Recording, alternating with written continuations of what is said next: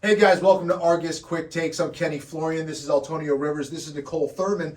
And we're going to get into another video that happened in Minnesota. Police officer, or maybe state cop, and he kind of gets in a tussle here. Yeah, he gets in a big tussle. Could have gone wrong. It seemed like the guy was kind of going for his weapon there, and thankfully someone came in to save the day. He was. The suspect was on top of the trooper. First, I want to give a shout out to the civilian who came in and stopped this. This could have been very bad for the trooper. It could have been very bad for other motorists on the road. Yeah. So, you don't see a lot of people intervening. A lot of times they want to come in with their cameras up trying to get a video for social media. Right. And they're not even thinking about trying to save that person or the damage that it could cause if they don't intervene. So first off, shout out to this guy here, man.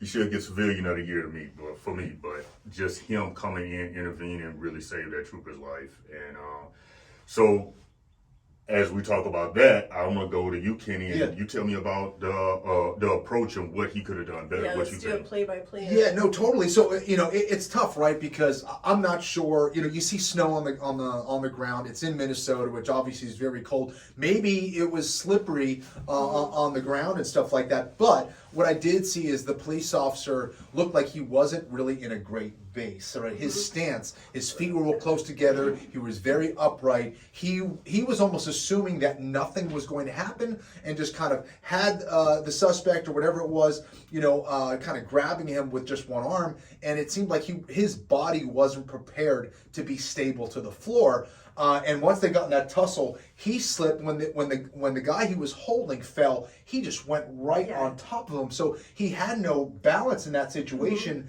and it went really bad. He was on his back. The guy got on top of him, was going for his gun, and this is a situation that, again, for law enforcement out there, you don't want to have that experience and go, oh, that's why I need something like, jiu-jitsu, mixed martial arts training, some kind of fight training, and how to retain your weapon.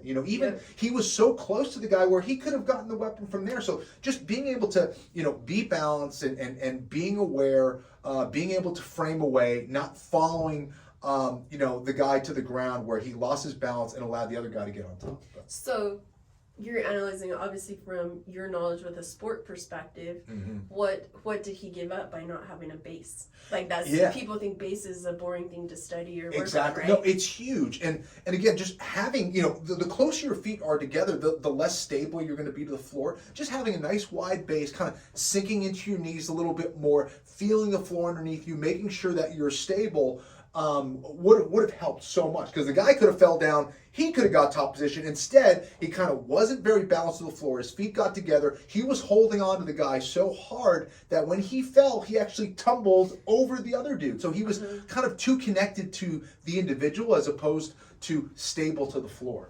What does it do to his ability to strike or frame without a base? Great question. Exactly. Thank you for reminding me of that. So if you aren't stable to the floor, if you don't have a good stance, right, you're not going to be able to create power. You're not going to be balanced. And if you're not balanced, you can't throw with power. You can't generate force from the floor. Those are all things you need if you want to be able to strike back, if you want to be able to wrestle, if you want to be able to stop someone from walking forward, if you want to stop yourself from falling down. Those are critical things. Something so simple. And, when you look at, no matter whether it's, the professional fight game or, some of the best athletes in the world, they have these things like being fundamentally sound is huge. These are the things that a lot of people kind of ignore. A lot of people look at, the big strikes, the big moves, the cool, sexy stuff.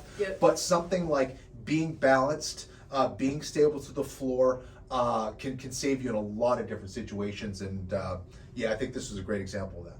Yeah, and again, no knock on the officer at all. It's making decisions quickly, but one of the main things is having a good base, and he survived. Obviously, his I can't really tell. The guy that came in, but his weapon retention, he was keeping the suspect from taking his gun. That's a good point. But just to put you in a better position, you don't want to have to go to your back and have to fight for your gun, because that's one of the worst positions that you could be in. But again, thanks to the gentleman who came in and literally saved the day with this officer. So again, you have to get out and do some kind of training. Don't let it be when you're fighting for your life for the first time, you've been in a situation where you having to perform under stress. So please, August and A&R always giving the training. I'm sure there's other companies out there that are doing it. Take the time out and go better yourself.